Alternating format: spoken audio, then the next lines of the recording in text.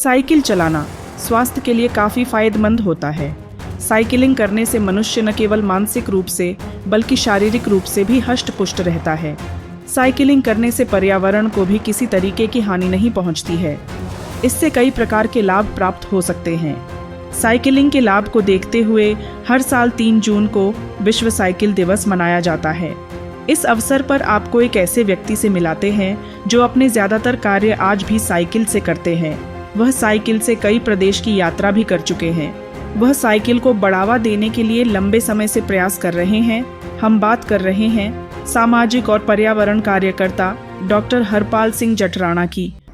3 जून 2018 को साइकिल दिवस मनाने की शुरुआत हुई। हम छठा साइकिल दिवस मना रहे हैं, जिसका उद्देश्य होता है कि अधिक से अधिक व्यक्ति साइकिल चलाएं, स्वस्थ रहें, अनेकों प्रकार की जो बीमारियां हैं उससे बचें, प्रदूषण से बचें, यातायात जाम से बचें।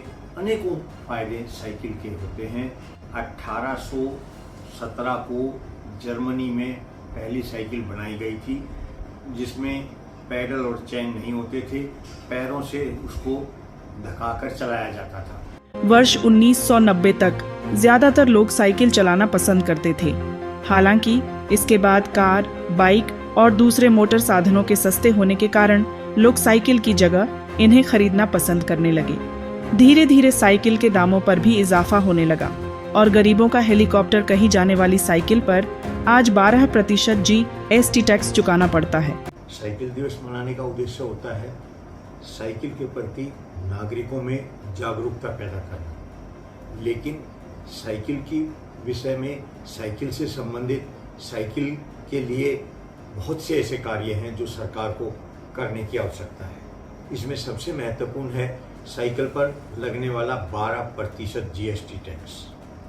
ये GST टैक्स जो 12% लगता है, ये बहुत ही अधिक ही नहीं है, अनावश्यक भी है।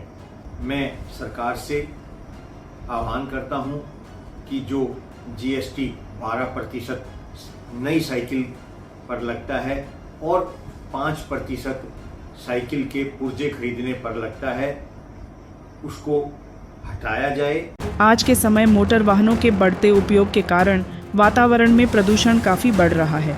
इस कारण वातावरण को प्रदूषण मुक्त रखने के लिए साइकिल का उपयोग करना काफ़ी ज़रूरी है।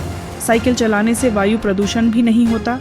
एक्सपर्ट की माने तो साइकिलिंग करने से शरीर को भी कई लाभ मिलते हैं। इसके उपयोग से तनाव, अवसाद या चिंता की भावनाएं कम हो सकती हैं।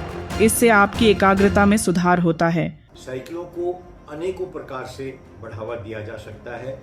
रोडों के साथ में साइकिल ट्रैक बनाकर, जो ट्रैक बने हुए हैं उनको साफ रख के, ऐसे बाईपास से लेकर वजीराबाद तक ट्रैक बनाए गए हैं और भी कई जगह बनाए गए हैं।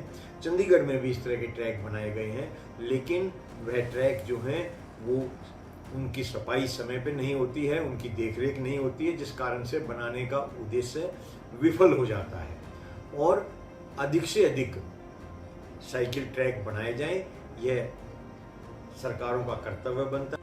संसार में चीन के बाद सबसे ज़्यादा साइकिलें भारत में बनाई जाती हैं।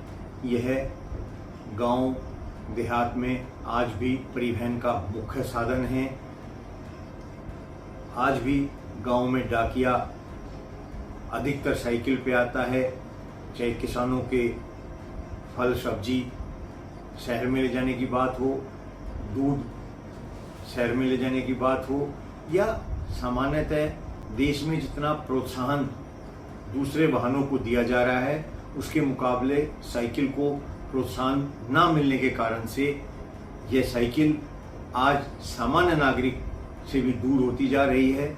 व्यक्तियों को भी साइकिल चलाने का प्रयास करना चाहिए।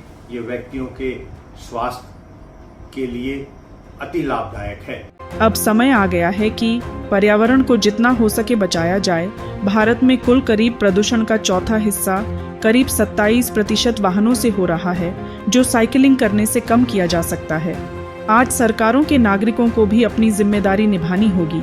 हम पहले ही पर्यावरण को काफ़ी नुकसान पहुंचा चुके हैं। जैसे सामाजिक चेतना को जगाने वाली फिल्म को टैक्स फ्री किया जाता है, जबकि साइकिल तो जीवन से संबंधित आवश्यकताओं को और बेहतर बनाती है।